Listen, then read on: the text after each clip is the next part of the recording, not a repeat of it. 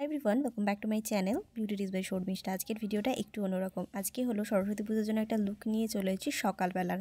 এটা একেবারে একটা রিকোয়েস্টেড ভিডিও। আমি ভাবতে পারিনি যে আমি রিকোয়েস্টটা কমপ্লিট করতে পারবো, কারণ এখন আমার কাছে প্রচণ্ড কাজের প্রেশার রয়েছে। তাও তোমাদের জন্য নিয়ে আসলাম। মেকআপ লুকটা জাস্ট দুর্দান্ত হয়েছে। তো চলো দেখে নেওয়া যাক মেকআপ লুকটা আমি কীভাবে কমপ্লিট করেছি। প্রথমে আমি ব্যবহার করে নিচ্ছি পন্সের ব্রাইটনিং সিরামটা। এটা প্রচণ্ড ভালো। শীতকালে যারা মেকআপের বেস বসাতে পারো না তারা অবশ্যই ট্রাই করে দেখতে পারো। এটা স্কিনকে অনেকক্ষণ হাইড্রেটেড রাখে এবং স্কিনটা অনেকটা গ্লো করে। আচ্ছা, বাইরে একটু নয়েজ হয়তো তোমরা শুনতে পাচ্ছ, এটা একটু ইগনোর করে নিও, কারণ আমি যেহেতু ভয়েস ওভারটা খুব তাড়াতাড়ি দিচ্ছি, কারণ ভিডিওটা একটু রিকোয়েস্টেড তাড়াতাড়ি ছিল সেই কারণে। তারপরে কিন্তু আমি ব্যবহার করে নিলাম, যেহেতু সরস্বতী পুজোর লুক আর সকালবেলা একটু সানস্ক্রিমের প্রয়োজন পড়ে, সবাইকেই বলবো সানস্ক্রিম অবশ্যই ব্যবহার করো। তো আমি নিলাম গুড ভাইবসের টিন্টেড যে সানস্ক্রিমটা রয়েছে সেটাকে ফুল ফেসে ভালো করে অ্যাপ্লিকেশন করে নেওয়ার পর আমি কিছুক্ষণ স্কিনটাকে রেস্টে ছেড়ে দিয়েছিলাম। তারপরে প্রাইমারের জন্য নিলাম ব্লু হেভেনের প্রাইমার। এগুলো কিন্তু প্রত্যেকটা প্রোডাক্ট একেবারে কম বাজেটের মধ্যে মোটামুটি ভালো। আমার তো ভালো লাগে। আমি ব্লু হেভেন আজকে নিয়ে প্রায় 6-7 বছর ধরে একইভাবে প্রাইমার ব্যবহার করছি এবং ভীষণ ভালো কাজও হয়। তারপরে কিন্তু আমার আইব্রোটাকে ফিল করবো। আইব্রোটাকে ফিল করার জন্য আমি প্রেফারেন্স দেবো তোমরা আইব্রো পেন্সিল ইউজ করতে পারো, বা মার্সেট এরকম টাইপের একটা আইব্রো কিট পাওয়া যায়, খুবই কম দাম, বেশি টাকা দাম না, 90 থেকে 80 টাকার মধ্যে তোমরা এগুলো পেয়ে যাবে। এটা দিয়ে আমার আইব্রোটাকে ড্র করতেও সুবিধা হয়। আর কালারটা নেবে একদম কালো নেবে না, একটুখানি ব্রাউনের দিকে নিতে পারো। তারপরে ব্লু হেভেনেরই একটা কনসিলার নিলাম। আমার চোখে যেহেতু আইব্রোটা কমপ্লিট করা ছিল সেই কারণে আমি কি করলাম, জাস্ট আমার চোখের নিচ থেকে একটা লম্বা করে লাইন ড্র করলাম শার্প করার জন্য, আর আই মেকআপ করার জন্য চোখের ওপরে একটুখানি অ্যাপ্লিকেশন করে ব্লেন্ডিং করে নিয়েছি। তারপরে আমি নিলাম এটা জাস্ট হার্বালের একটা ফাউন্ডেশন। তোমরা ফাউন্ডেশন নিতে পারো, সিসি ক্রিম নিতে পারো, বিবি ক্রিম নিতে পারো, যেটা তোমার কাছে অ্যাভেলেবেল রয়েছে সেটা কিন্তু তুমি নেবে। আর একটা কথা বলার ছিল, তোমার রিকোয়েস্টে আমি ভিডিওটা অনেক ফাস্টলি তৈরি করছি এবং এডিটিংও খুব তাড়াতাড়ি করে তোমার জন্য নিয়ে এসেছি ভিডিওটা। তো অবশ্যই ভিডিওটিকে একটু শেয়ার করো বন্ধু বান্ধবী ফ্যামিলির সাথে। তারপরে ফাউন্ডেশনটা ব্লেন্ডিং করে নিলাম। ফেসটাকে আমি কন্ট্রোলিং করছি। তোমার ফেসটা যদি কন্ট্রোলিং করার প্রয়োজন না পড়ে তাহলে কন্ট্রোলিং করার কোনো প্রয়োজন নেই। আমার যেহেতু ফেসটা একটু বড় সেই কারণে আমি ফেসটাকে কন্ট্রোলিং করে নেওয়ার পর নাকটায় কন্ট্রোলিং করছি। নাকটা কীভাবে কন্ট্রোলিং করছি ভালো করে দেখে নাও। প্রথমে একটা লম্বা লাইন এইভাবে ড্র করে নিয়ে নিচের দিকে হালকা হালকাভাবে এরমভাবে টেনে টেনে নেবে, দেখবে নাকটা একদম প্রপারলি সুন্দরভাবে কন্ট্রোলিং হয়ে যায়। আর ফেস কন্ট্রোলিং এবং নাক কন্ট্রোলিং করলে ফেসের মধ্যে কিন্তু আলাদা একটা চেঞ্জ দেখা যায়। আজকে নতুন একটা ব্লাশের প্যালেট ইউজ করছি। এটা নতুন আমি কিনেছি, আজকেই ফার্স্ট টাইম ট্রাই করছি, দেখা যাক কেমন পিগমেন্টেশন। তো অ্যাপ্লিকেশন করার সময় আমি ভাবছিলাম হয়তো খুব একটা পিগমেন্টেশন হবে না, কিন্তু ভালোই পিগমেন্টেশন রয়েছে। যদি তোমাদের কারোর এই প্রোডাক্টগুলোর লিঙ্কের প্রয়োজন পড়ে অবশ্যই আমি কমেন্ট করতে পারো, আমি চেষ্টা করব তোমাদেরকে লিঙ্কটা শেয়ার করে দেওয়ার। আমি কিন্তু আমার গালের ওপর, নাকের ওপর এবং আমার ঠোঁটের নিচে একটুখানি ব্লাশের অ্যাপ্লিকেশন করে নিলাম। কম্প্যাক্ট পাউডার ইউজ করছি। কম্প্যাক্ট পাউডার ইউজ করার জন্য আজকে আমি নিয়েছিলাম সুইস বিউটির একটা কম্প্যাক্ট পাউডার। ফুল ফেসে ভালো করে ড্যাব ড্যাব করে অ্যাপ্লিকেশন করবে। আমি যেই টেকনিকে তোমাদেরকে মেকআপগুলো দেখাই তারা কিন্তু ইজিলি তোমরা করতে পারো।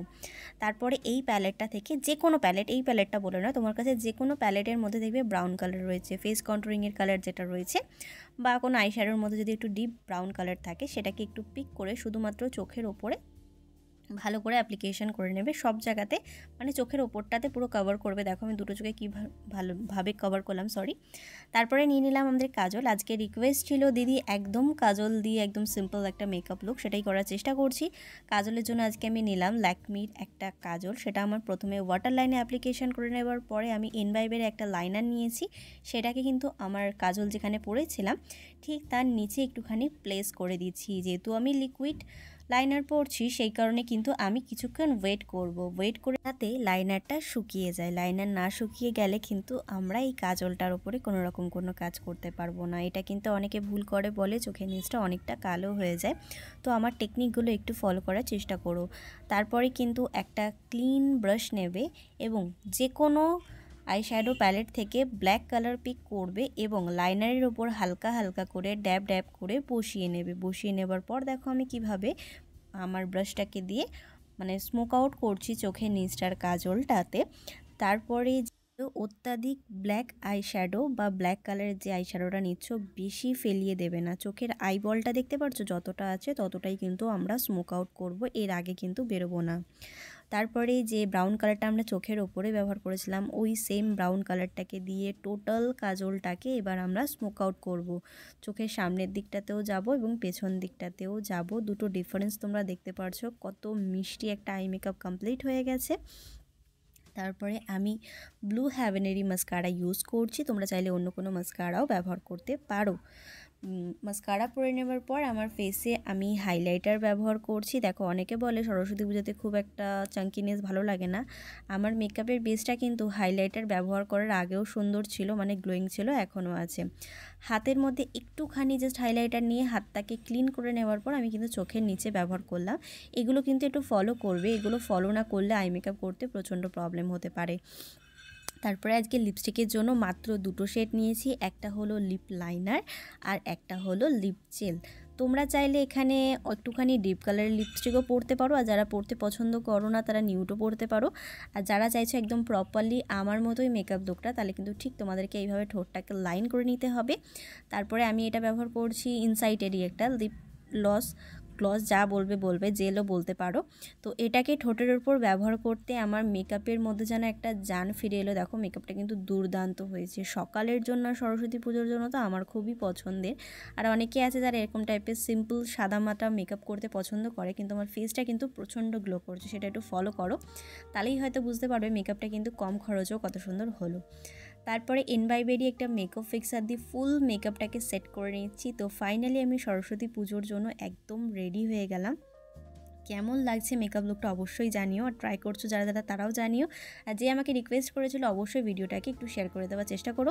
আজকের ভিডিওটিকে আমি এখানেই সমাপ্ত করলাম, আশা করবো আজকের ভিডিওটি তোমাদের ভালো লেগে যাবে এবং কাজে লেগে যাবে। তো ভিডিওটি তোমাদের কোথাও ভালো লেগে থাকে তাহলে please like, share and subscribe to my channel. Subscribe করো, ছোটোটা বেল বাটন আছে হিট করে দিও, যাতে আমি কোনো নতুন ভিডিও দিলে সবার আগে নোটিফিকেশন তোমার কাছে আসতে পারে।